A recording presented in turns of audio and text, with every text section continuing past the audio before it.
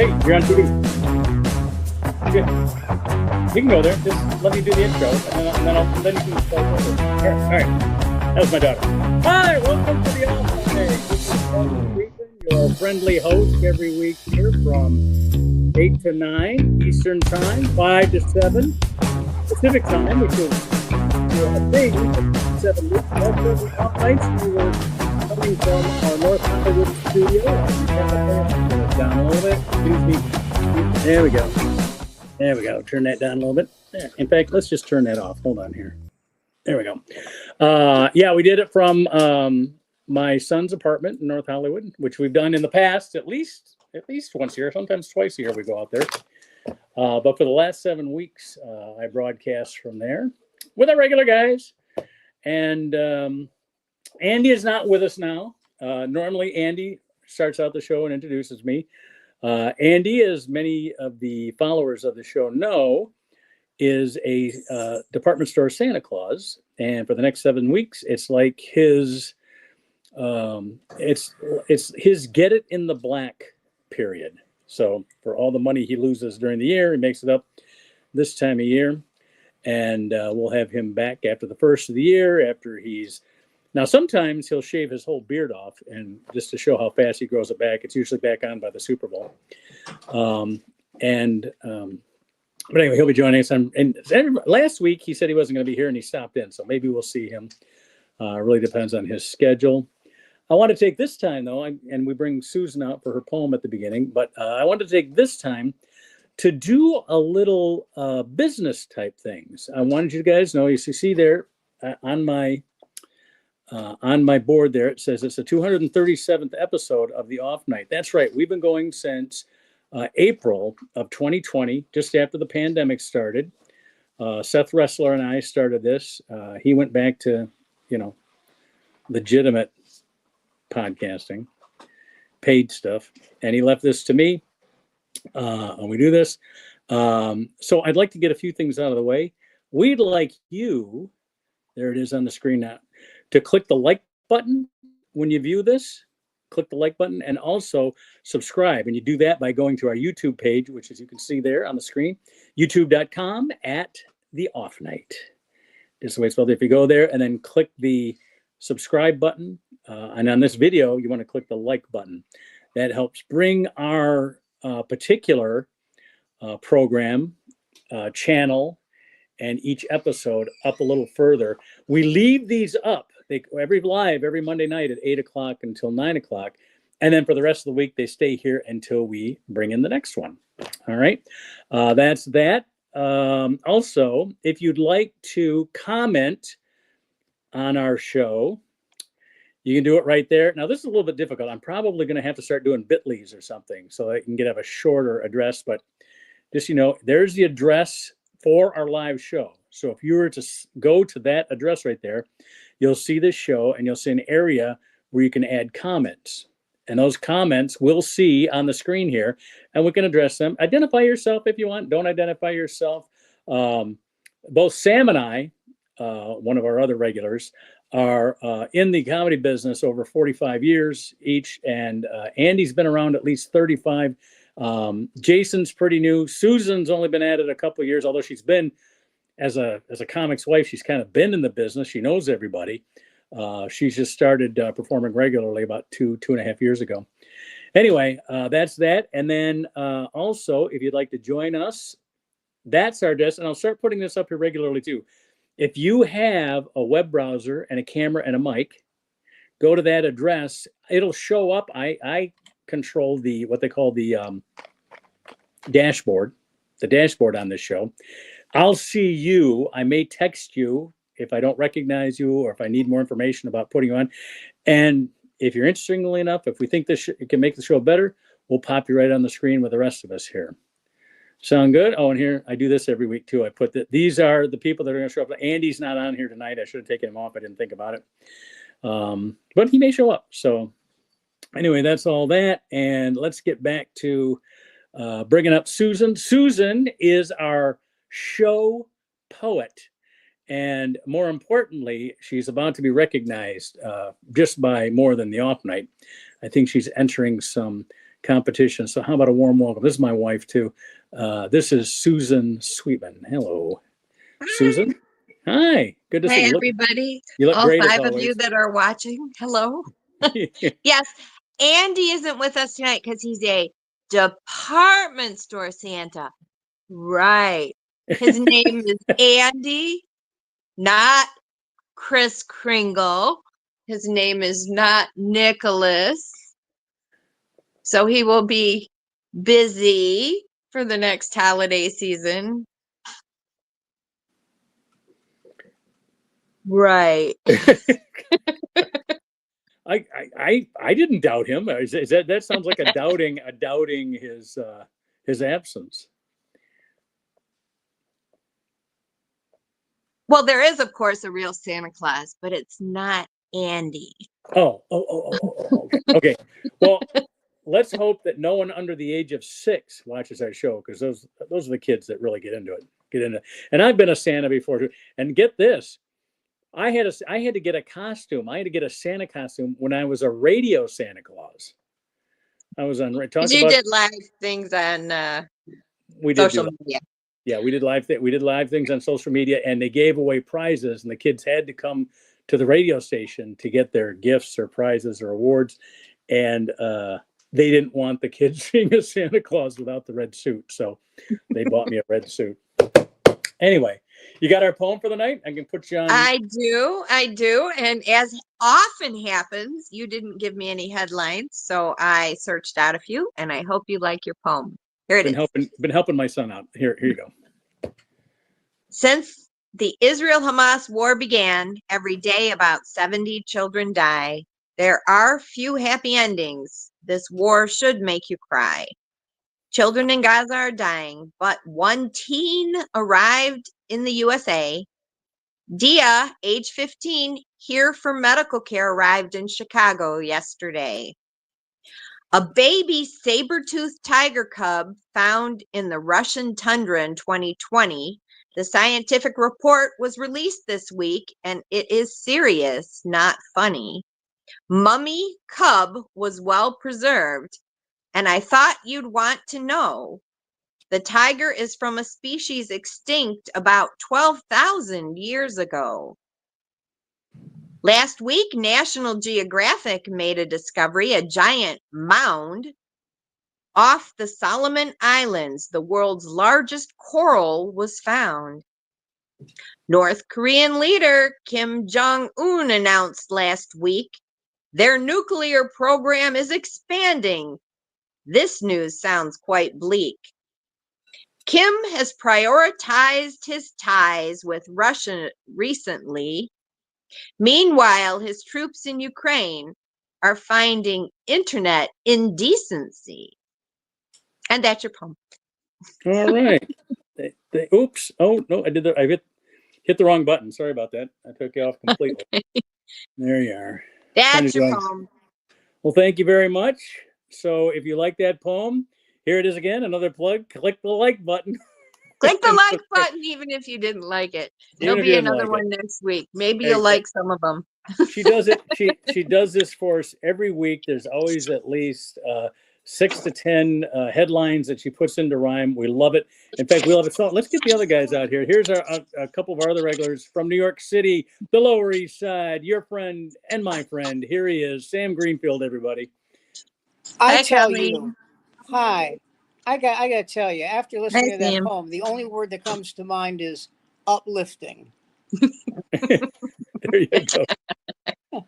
Dead kids, a kid who has no chance of making it, a saber-toothed tiger that's past its prime. Christ, it's like listening to Alan King. Also, well, I ended with the North Korean porn watcher soldiers. So I'm always wondering why didn't it, if you're somebody who find out you had 6 months to live, right? Why wouldn't someone get up and tell Kim Jong-un, listen here, you fat tub of shit. All right, you're ugly, you're stupid, there's nothing to you. Now go ahead and shoot me. Ow, he shot me, son of a bitch. Yeah.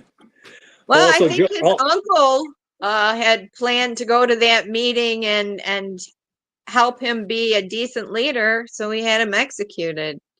Like, I don't want to be a decent leader. Get rid of him. Also joining us every week is Jason Grant. Hello, Jason. Oh my God, Jason. Jason. It's a classic from a classic movie. Is that Goodbye Columbus? I believe it's actually Portnoy's Complaint. Oh, okay. Which, and since I'm right next to Sam, I figured Portnoy's Complaint is Portnoy's the perfect Complaint. sort of He was for. in Portnoy's Complaint, Goodbye Columbus, and I Am Curious Yellow, right? Wasn't he? And in all three? Westworld. Oh, that's Yes. right. Oh my Yes, God. he was in Westworld. Richard Man, Benjamin, he's And been in Diary some- of a Mad Housewife. before he got behind the camera, he's Is done he a lot of still work in around? Is front. he still around? Yeah, but he's like He is 100 alive, years but I old don't now. know if he is working. Yeah, He was also yeah. a great talk show host, as I recall. Yeah, well, He he's also up there did with- he did a sitcom that was too hip for the room. He and She, with his wife Paula Yes. Prentice. Was he in the sitcom version of Barefoot in the Park? I know the movie was Redford and Jane Fonda. I don't think so. I could be wrong, but I don't think so. No, that was We- Meredith Baxter Burney, and and We have yeah. Google. Yeah, there you go. I'm sorry, Sam. I'm getting my swarthy Jewish dudes all mixed up. It happens. You know who was great in Goodbye Columbus? Jack Klugman. Yes. Got another fine film I haven't seen in a million years now, but My favorite line in that movie, Goodbye Columbus, is when he talks about Ally McGraw's nose, and he Really? goes, "This is a line that you would only hear from a Jewish girl."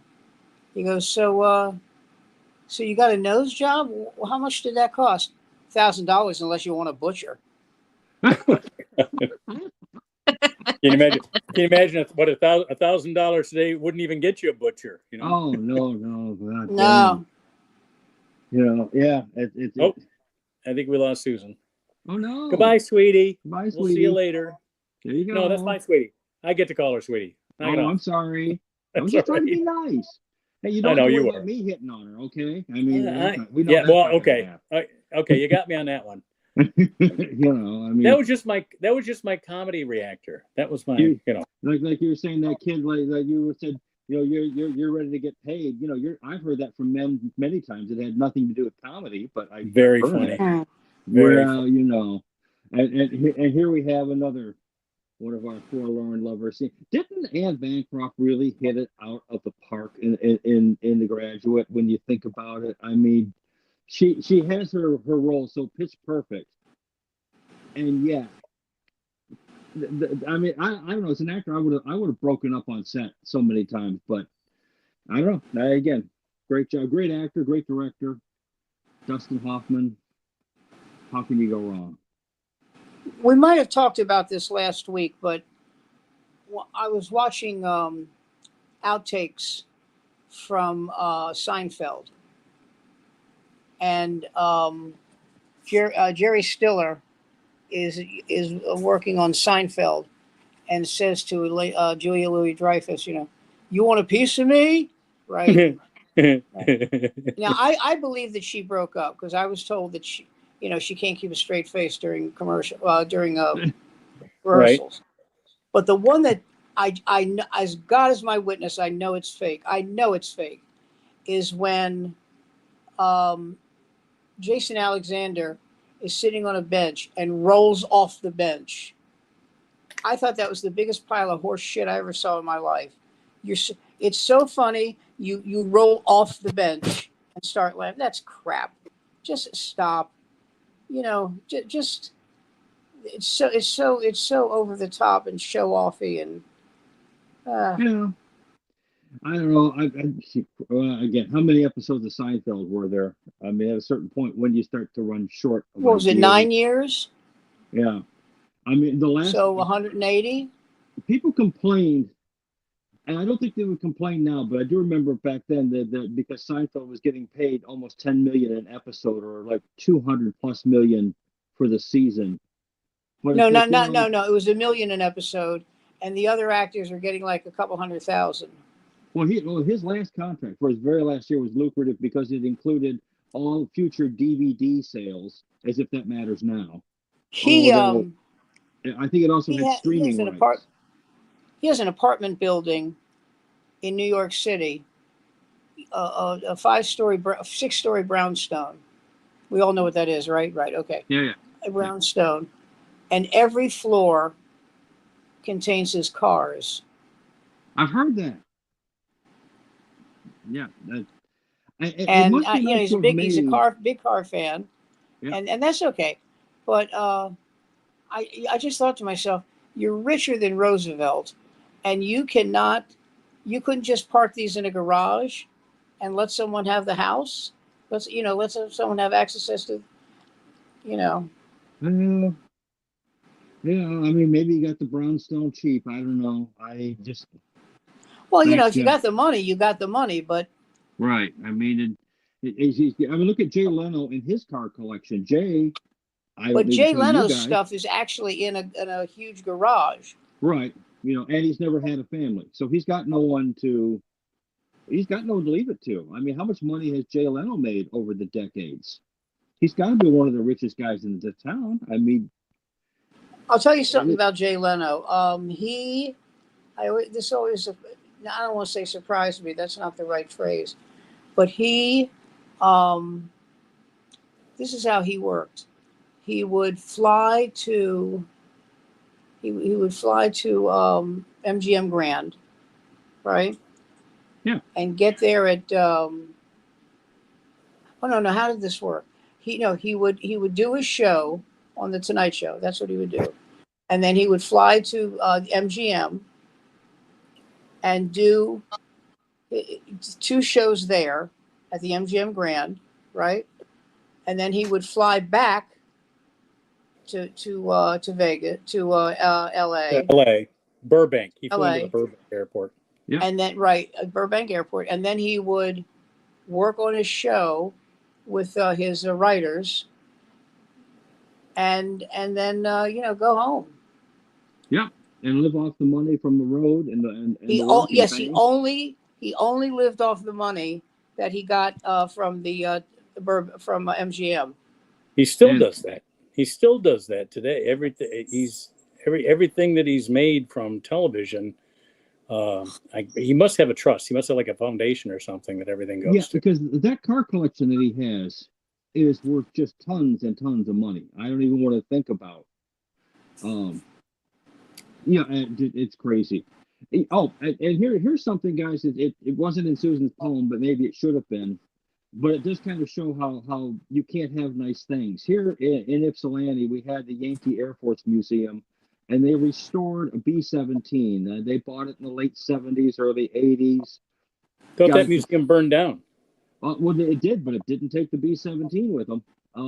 And it became one of 8 flyable B-17s left in the world. And recently, the trust of the museum sold the B-17. It's the only reason for the museum to exist.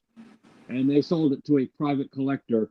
And their raison d'etre for this was that, well, we've become too dependent upon the revenue that the airplane derives. So we felt in order to go in a different direction, we had to sell the airplane. And it's just this wonderful circular logic. And here we had this one. Sounds like somebody's on the take to me. Yeah, I mean, exactly. And here we built. Somebody's getting lamb money. Oh, big time.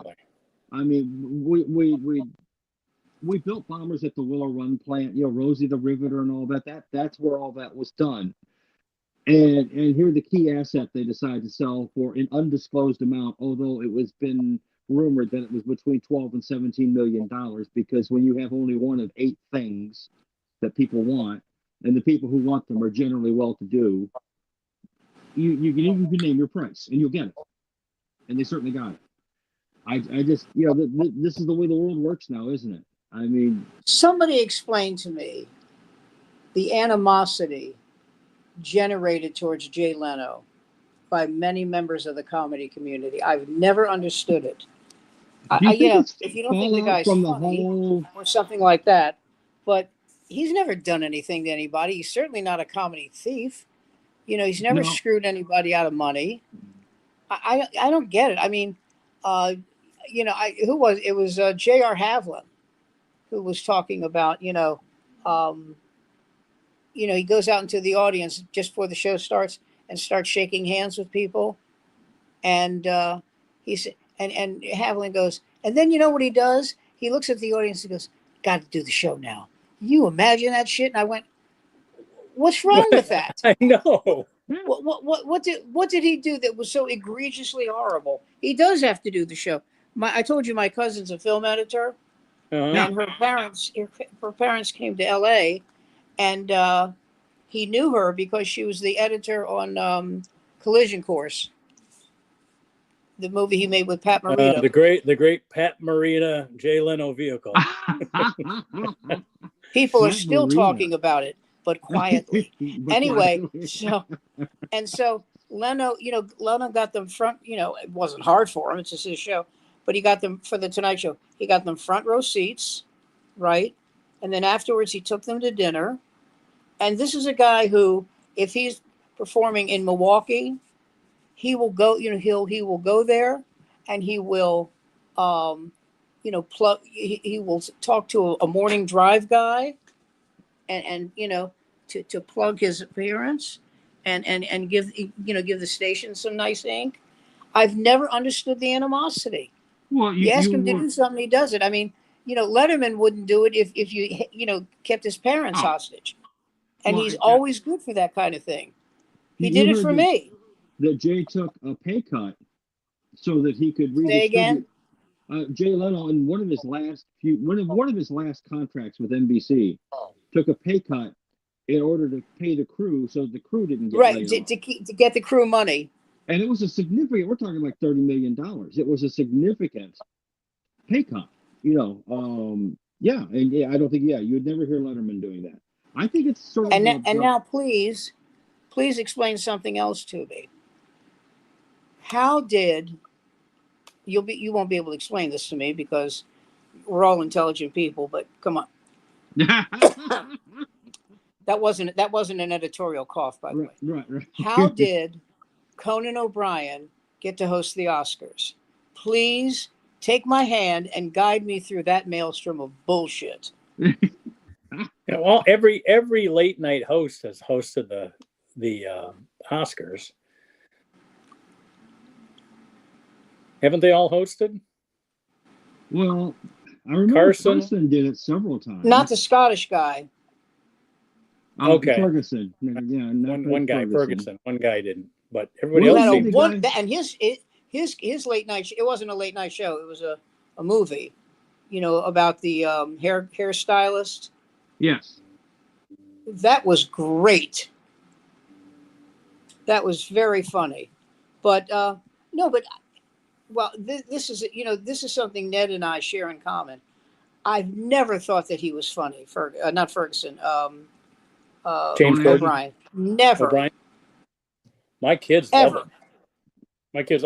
We went and saw a week ago yesterday. We went and saw Leno over at the Hermosa Comedy and Magic Hermosa Club. Beach, yeah, right.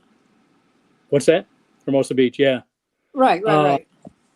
I think my kids were I was the fourth youngest in the audience. My kids were third and second. The youngest was an 18-year-old that was there on his birthday. And the best line of the night was Jay goes, "Oh, you didn't pick this, did you?"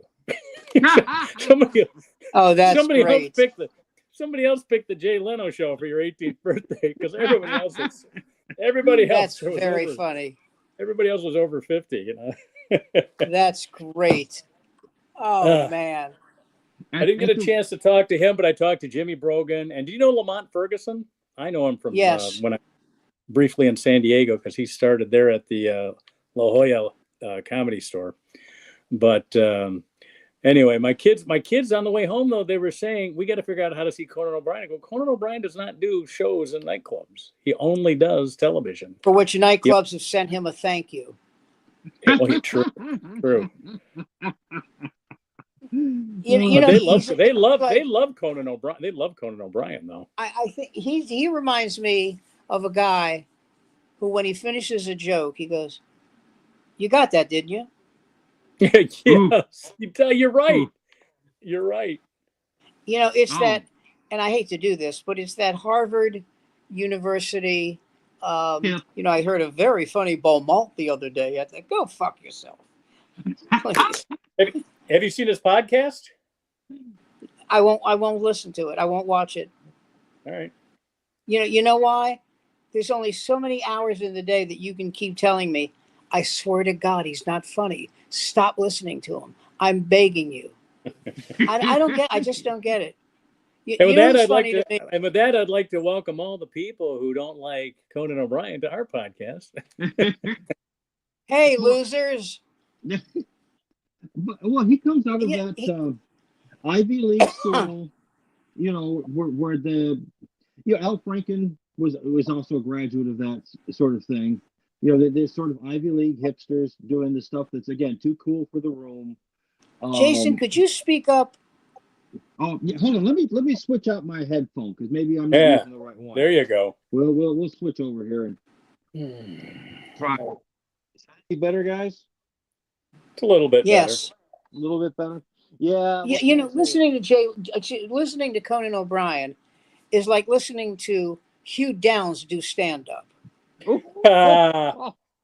Have you ever heard Jack Webb sing Otis Redding? He did a cover of Try a Oh Little my God, Tenderness. that line is funny. You're never the same after hearing Jack Webb sing soul music. It doesn't. It changes you. You know that Gene Shalit is alive. Is he really? Why? Why? Why? I mean, is he like standing on the grave of Judith Christ and you know, collecting souls? I mean, God, remember Judith Christ? I mean, if you ever thought I want my children to never want to have any interest in sex, this was exactly the woman to put in front of them. He'll be not. Gene Shalit will be 99 in March. How about that? Wow. Yeah. Still got the crazy hair, I bet. You know, I mean, so there's that. I heard that he is. I heard that on the Tonight Show, Today Show rather. He is beloved. Yeah. Oh, I would get. Well, you know, he was like that generation's Al Roker. Yes. Yes. You know, he came on the show, he did his bit, everybody liked him. See, when you find a guy who doesn't have a lot of talent, okay, what's the one thing that keeps him on the air? He doesn't make demands. Yeah. And you have a little bit of charm. Right. Somehow or another can You know, translate. doesn't make demands, loves to do a show. Oh, I found out something, by the way. Sorry about this cough. I can't shake it. Yeah.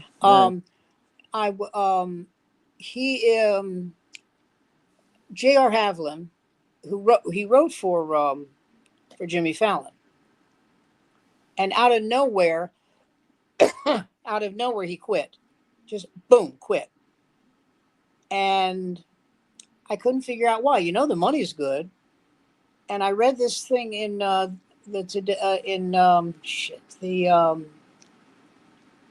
Facebook about people who you think are really nice and aren't. Mm-hmm. And he was one of them. He's not a dick, you know. But he's dour. Well, I think Letterman always sort of had that. Letterman, but Letterman prides himself on being dour. Yeah, I mean, he was always rather avuncular on stage and charming and witty, but you know, you always get the feeling you were never going to get to know this guy.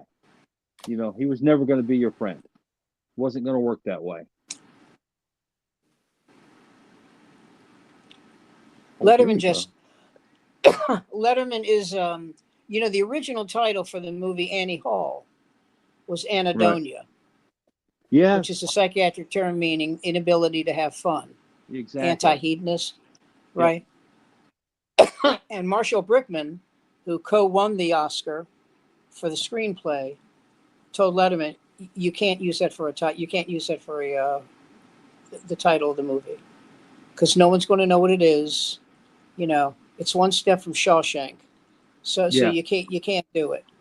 And so he changed it to Annie Hall, and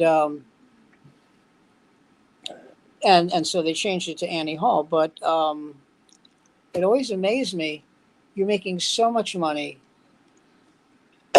You're making so much money, and why are you a dick? You know. But Letterman once said that hour on stage was the only time he was happy. Well, Carson is someone who has that sort of checkered history. Again, of being very, very generous at times, and at other times becoming just brutally cold. And I'm told that it is something that his mother sort of transmitted to him. Well, that's true of Letterman too. You know, that Although he Mrs. had his mother on the show, but she was evidently a very cold, unfeeling person. Yes. And the thing that's amazing is normally that description is saved for wives. Yeah. You know. Well, I don't moms think are supposed did Letterman get married before his mom passed away? I think so. Yes. Okay. And by the way, I understand that people damn it, I'm so sorry. People get married, and who am I to say, they're marrying someone who's not good looking. But his what? Well, was he married to Meryl Marco? Letterman lived as husband and wife, but they never got legally married. Okay. Letterman's wife is not a looker. No. And someone said, he cheated on her. I went, no shit. Well, I like, who is it? You said, who's the comedian who married the really rich chick? Oh my God! Now my Jay brain. Moore. Jay Moore. Yeah. He married the owner of the Los Angeles Lakers. If she weighed 320 and had a skin disorder, I'd still be like, well, yeah, I know, but I mean, it's only 320. It used to be 325, and then we skipped lunch a couple times. And they don't sleep in the same room. Well, neither did my parents. That's how they kept from killing each other for 30 years. I mean, and they don't sleep in the same room. You know who didn't sleep in the same room? Queen Elizabeth. Robert Parker, the writer of Spencer for Hire. Who was he married to? Mrs. Parker. Mrs. Parker. You're right. Hold on. You're right. I'm taking 5 points.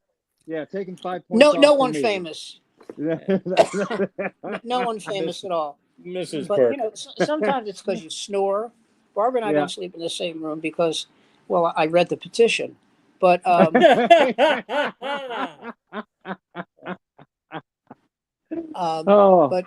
I have to get up to go to the bathroom, or I snore. Now I don't snore, but I have to get that. Well, that's what she told me. Well, I remember, my parents who had a certain couth, if you will. It was sort of like when the moment struck them, it was like 300-pound water buffaloes who had escaped the meth lab decided to rut upstairs in a small house. That is so hot. Well, they certainly thought so. They had a great time with it. The rest of us were horrified. And even in the middle of the night, we're like, can we escape? Can we leave? Is this how we were brought into the world? Can we kill ourselves now? How do you purge yourself of this? But yeah, I mean, but yes, they slept for the most part in separate bedrooms most of their lives, except for those little occasions when they felt it was necessary to cohabitate and perform the marital act. Which did you guys ever think that Bill Cosby and Felicia Rashad had any kind of romantic connection? Nope. No. Never thought that. No. Nope. Not once. And not once. I always thought there was something creepy about Bill Cosby, even though. You know who else did? Barbara. Barbara was one of these people who not hosted. That's not the right word, but worked at. Excuse me. Worked at whatchamahoozy, Radio City. Mm-hmm. Right. Seat people. Can I get you anything? She said Cosby, and this is long before we knew about that. Right. She said Cosby gave her the chills. Just no, he got those dead. he's got those fucking those dead shark eyes of his, you know. And yet I hear Elaine Boozler talking about being on stage in an improv, just dying up there as the MC, but holding the show together when Richard Pryor shows up with an entourage. And at the end of the night, Richard Pryor stands up, says, "Give the lady a hand, you know, everyone stand up for your MC," and you know, and gives her a big old. And when you know, this is when Richard Pryor is at the height of his powers, you know, in the late 70s. Yeah. Right. Yeah, so I Right. mean, you know, so someone who had something of a fearsome reputation. I don't know that I'd want to be married to Richard Pryor back then. God knows the man was well armed and had a lot of cocaine. That's not always a good combination, but still knew how to be decent to people and take care of them. And you know, again, by all accounts, when he wasn't, you know, a little out of his mind, was actually a good guy. Jason, are you Judas Iscariot? Presently, yes. I mean, Yeah. that Okay. what you know. Are you Carl what, Anderson? Well, I let me put it this way. Carl with an eating disorder, and maybe he and I could kind of get on the same page, you know. So You know, you got I to mean, get that fixed. I mean, being half German, half hillbilly, you know, gravy is something I enjoy, and over a period of time, it's taken its toll. So what can I tell you? I like to have sort of a wide range of background pictures, and I know it makes the phone flick. I'm trying to like make it stop altogether, but I can't seem to do that. And well, there you go. Oh, speaking of old things going to their grave, if you don't mind me bringing it up again. Sorry, Susan, I know we're not sticking to the poem, but the SS United States, the ocean liner that bears the name of this great nation, will soon be towed from its pier in Philadelphia, where it sat for the last 30 years, taken out and turned into a reef. Sad to say. Yeah. And turned into a what?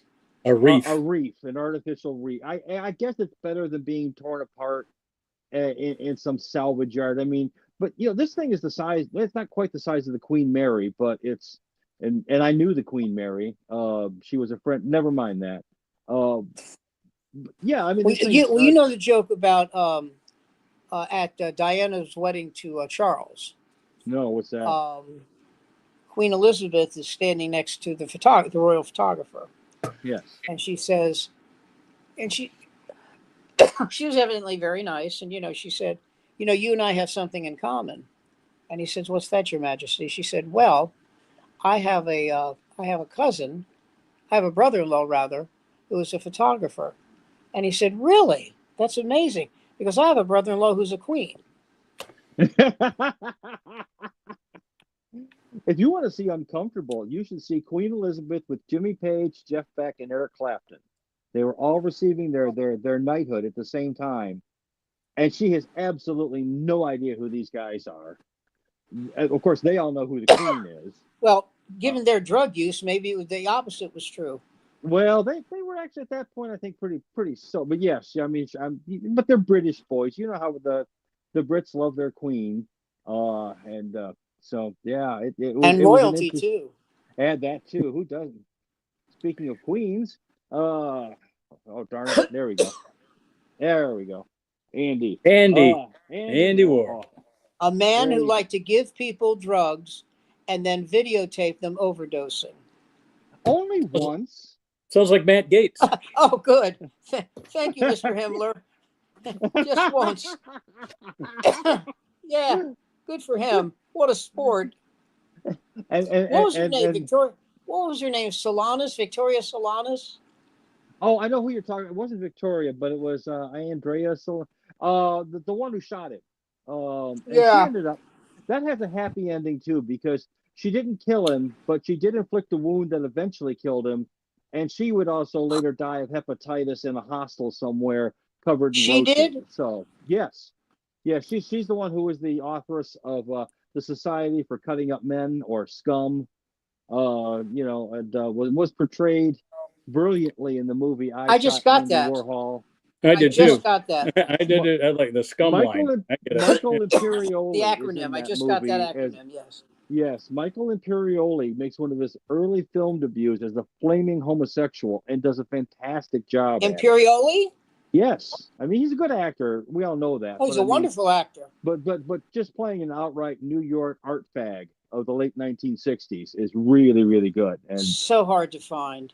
yeah, you know, I recently turned on my little nephew to the 1980 classic Liquid Sky, which again, it's an avant-garde film. If you saw it, great. If not, you were like, you had to be really high, and your girlfriend would drag you to it. Pretty much, it was sort of one of those kinds of movies about a chick who moves in the avant-garde and is controlled by aliens, and whenever she has sex with a human.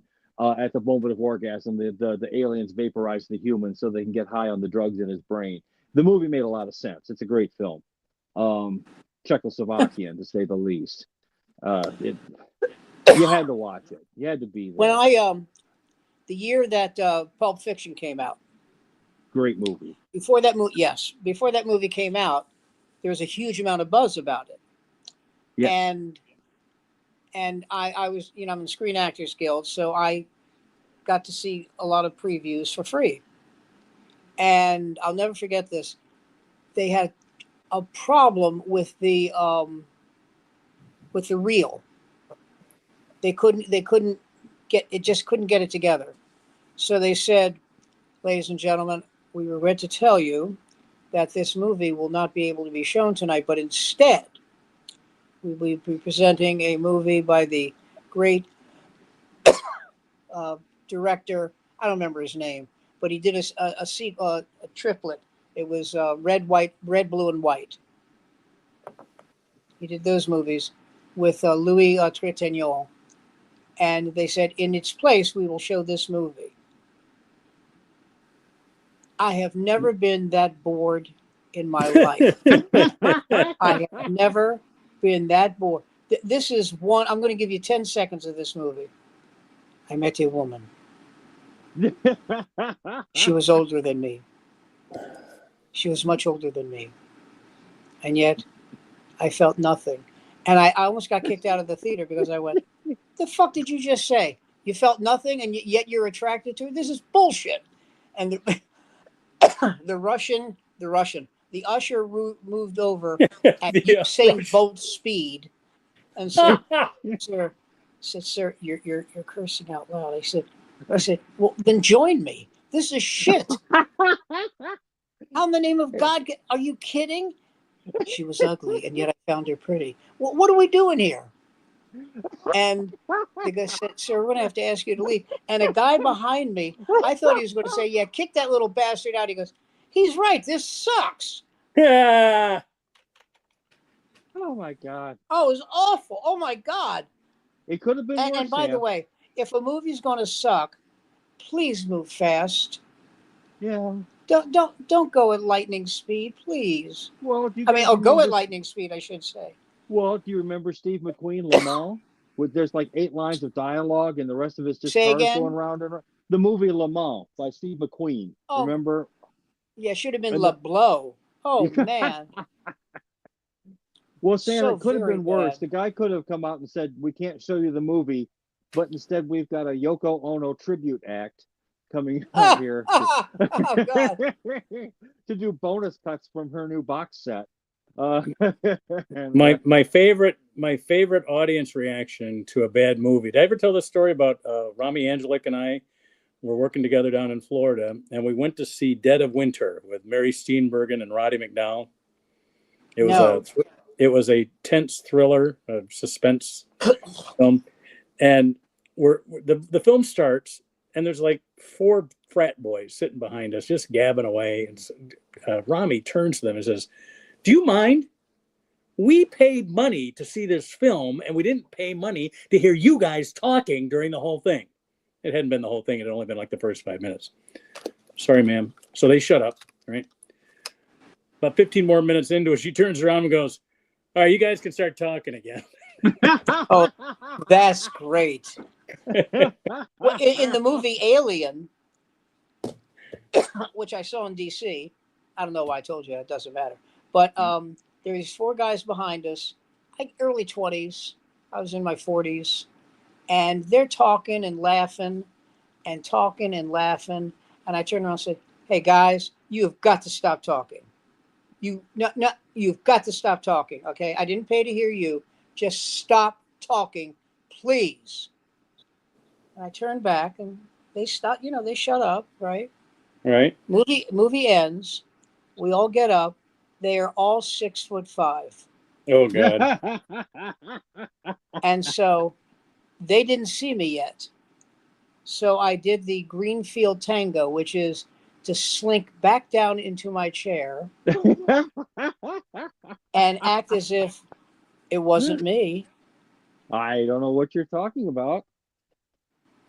My mother and one of her friends were the only two white women to go see the movie Mandingo, which yeah, did not portray the white race in a positive light, really.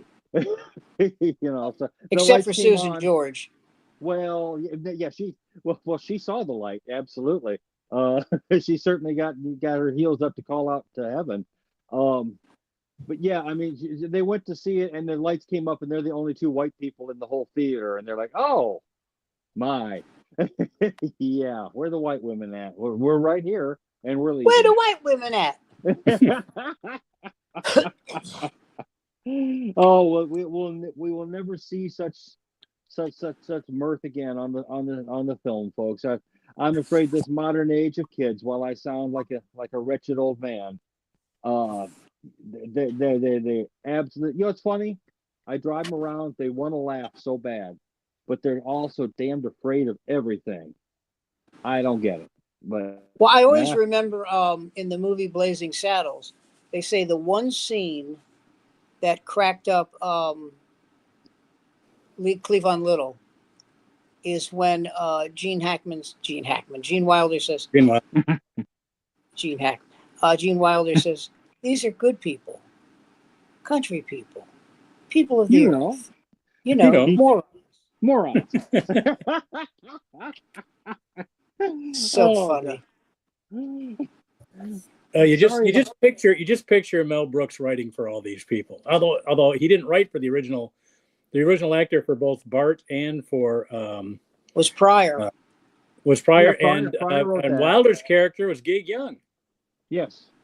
Really? You didn't know that? And is it true? Alec Baldwin. Gene Wilder's character in Blazing Saddles. They did one day of shooting with Gig Young. He could not get sober. Yeah, I was thinking Alec Baldwin should be in the Gig Young story. That might make for good casting. Never mind. He could not get sober. He could not get. They could not get him to stop drinking. Wasn't that around the time he won the Oscar for They Shoot Horses? Yes, they do. No, They Shoot Horses. Oh, you know what? What year was that? It might have been. No, it was 71. They Shoot Horses was 68, and Blazing Saddles was 72. So okay, well, yeah, wasn't he was Gig great? Young, he was great in They Shoot Horses. You know what? Hey, okay. Well, as long as we're here, that's what our show should be, Jason. You want to do a show with me and Sam? We should get our daughters. Right, his is slightly older than mine, but they're about the same age. All right. And we should show them the movies that we always, Sam and I are always talking about on the show. We're always talking about movies, but we should view those with the kids. Just all the movies that we want our kids to see, to let them know what the culture was like back then. Because I think that could make that could make a very interesting. They do a thing on Facebook where they show, it's either Facebook or TikTok, I can't remember, but they show young African American kids. I don't mean 12, but like 22, 21, right? Yeah. And they're listening to music by people like that they wouldn't normally listen to. Right. That Queen. Yes. Or that's a very common sort of a YouTube channel. Reaction videos, they're called. Yeah, they do it with. I have seen. The other one they do it a lot with is the "Who's on First" bit by Abbott and Costello. Yeah, and it's always foreign nationals, like a Korean couple, a British couple, German but the couple. kids crack up. The kids love the music. Oh yeah. They love it. One of my favorite YouTube channels is two drunk college students listen to the music of their grandparents. Oh, that's great. That So, is great. Picture, if you will, drunk history, but putting in Dick Clark's American Bandstand in place of the story. Well, Oh, that's hysterical. I mean, I love. I don't know if you've ever seen the video where these boots were made for walking. I've seen it with Nancy Sinatra. Nancy, but you look at that and you go, man, somebody's grandmother's got some splaining to do. Because, I mean, those women were all, what, 19, 20, 21 years old, and they were kicking it up, to say the least. But, they're not young anymore, I had my dad wrote song back in the 60s. My grandmother was Stevie Wonder's grade school teacher through grade 6, first through sixth grade, and he thought she would be his connection to get him some tunes into Motown. And if you look at the tunes that were written back then, Holland Dozier Holland were a great writing team, but they weren't. It wasn't like they were writing arias for opera or anything like that. No. It was pretty simple stuff. But anyway, so I would. Every once in a while, he'd get us to sing songs because he thought, oh, this would be good this is something the kids would like and they get catchy. And he had a song like Diary of Love and just goofy titles like that. So my brothers and I would be singing them at our elementary school. And Danny May, I'll never forget Danny May. He goes, that's pretty good. I go, yeah, my dad wrote those. He goes, your dad writes music? I go, yeah, he's trying to get into Motown. And for some reason, he got the idea. I know what it was. He goes, you know what song I like? I like Those Boots Were Made for Walking by Nancy Sinatra. Did your dad write that? And my brother and I go, yeah, he wrote that. Like we were being sarcastic, but now it's all around the schoolyard. Hey, Sweetman's dad wrote Boots Are Made for Walking for Nancy Sinatra. That's hysterical. Oh, Lee Hazel, he got his start producing, Dwayne Eddy, amongst other people. Oh, okay. Yeah. Rebel Yell. Rebel Rouse. Yeah, it was something, the one with the guitar, it's the instrumental. No, Rebel Yell was Billy Idol. Billy Idol. Yeah. Right. Yeah. And I know I know the song you're talking about.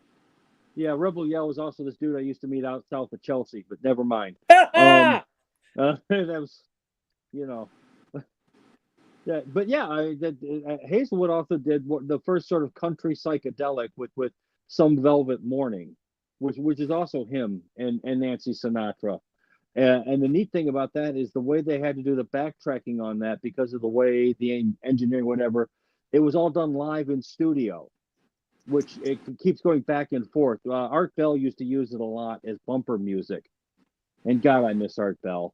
Hell of a producer, great bit of music. Hey, you'd mentioned Matt Gaetz. I love it. When I heard that Trump had nominated Matt Gaetz, I was thinking, what, is Francis the Talking Mule not available? Listen, you guys play poker? Yeah. Here and there. Yeah, but isn't Matt Gaetz like the card you deal or the card you show when you're playing poker to let everybody around you think you're an idiot? You know what I mean? In other words, that early hand. Go ahead and lose the quarter pot to pick up the $25 pot. Oh yeah. Well, you know what I mean? Yeah. Well, this is the guy who you let him loose for a couple years, and then you call up Bill and Hillary Clinton and tell them, listen, we've got a problem. Can you help me solve it? And I'll do a little for you. And you book him to the same sort of getaway that Anton Scalia stayed at, or maybe Paul Wellstone Airlines.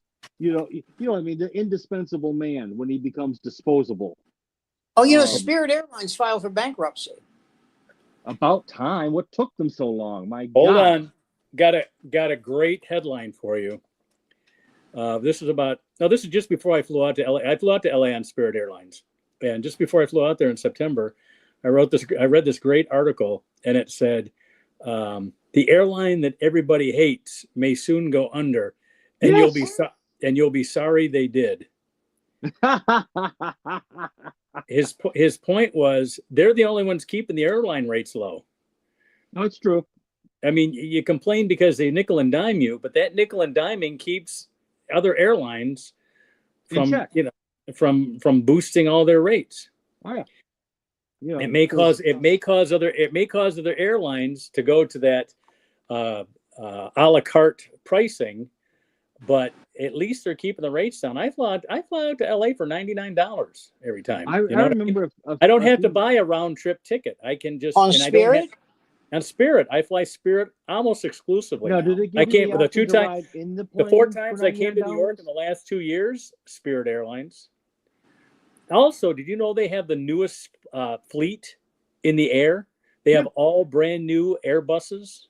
Yeah. No Boeings, no doors coming off. They're switching out of the 737, which they flew for many, many decades. Not anymore. They've switched them all out now. The thing that happened with Spirit that really killed them was their motto was Spirit Airlines. Quit your bitching. Yeah. Now that wasn't their official motto, but that's the way they treated everybody. But that's the way it worked. Yeah. And it. Bloom, my wonderful Bloom. Again, Mostel. I mean, is there any way to direct Zero Mostel? He's got one setting, 0. I mean, or 100. Did you ever see the front? Yes. Yes. Hold on. Is that the one about the magazine or the newspaper? He played a guy named Hecky Brownstein, and he was a victim of the McCarthy era. That is great. There's one we need to watch with our daughters. I mean, that's not only a good film; it teaches them a little bit about that time in and I'll tell you the thing that's interesting about that movie is that not all, but virtually every actor in that movie had been blacklisted. Exactly. Woody Allen was. The director had been blacklisted. Yep. How the fuck did Lee Grant get blacklisted? I mean, she couldn't have been more than a zygote in the 50s or because her husband was blacklisted. Oh. And they told her, listen, if you disown him, and she goes, go screw yourselves. You're a bunch of Jew-hating bastards. Go screw yourself. Wasn't Tony Roberts in that? Wasn't Tony Roberts in that film? Yes, Tony Roberts was it. Yes, he was in it, and he was not blacklisted. Well, wasn't the deal back then? Herschel Bernardi was blacklisted. Yep. You couldn't even work with blacklisted actors because then you would be blacklisted. The thing I found most disgusting was, and I'll never understand this, was Elia Kazan, because he not only named names, but he named names after they had been blacklisted. He came back for another shot. Yeah. And it always amazed me that what the hell is it? What is his name? The great director who did Goodfellas. Scorsese? Yeah. He insisted and got his way that Scorsese, that Kazan would get an honorary Oscar. Yeah. And if you look in the audience, he's there with De Niro, which stunned me. And if you look in the audience, Nick Nolte is sitting there with his girlfriend, who I think at the time was Clea Lewis, and he looks so pissed, so pissed off. And after, I'm told, I don't know this, I'm told that after the Oscars had ended that night, that Nolte walked up to Scorsese and said, listen, let me cut to the chase. If you talk to me, I'm going to punch you right in the mouth. But this is the same institution that also honored Roman Polanski, who doesn't have the best reputation God ever put on the Talk planet. about a ladies' man. Well, almost ladies' man. Hey guys, thanks for joining us for another off night. We did an hour, just like we always do. It always goes by fast, but we're here every Monday night. It's old comics, new comics, blue comics, family comics, sketch comics, stand-up comics, whatever. We've done this for a living for our whole life, except Jason. But the rest of us have done this for our whole lives. And we sit back and chat and reminisce, and we do it every Monday night at 8 o'clock Eastern Time, 5 o'clock Pacific. You figure out your time zone in between. Anyway, it's time to get out of here. Stay with me, fellas. After we get off the air, we'll chat. Good night, everybody. Good night, kids. Good night.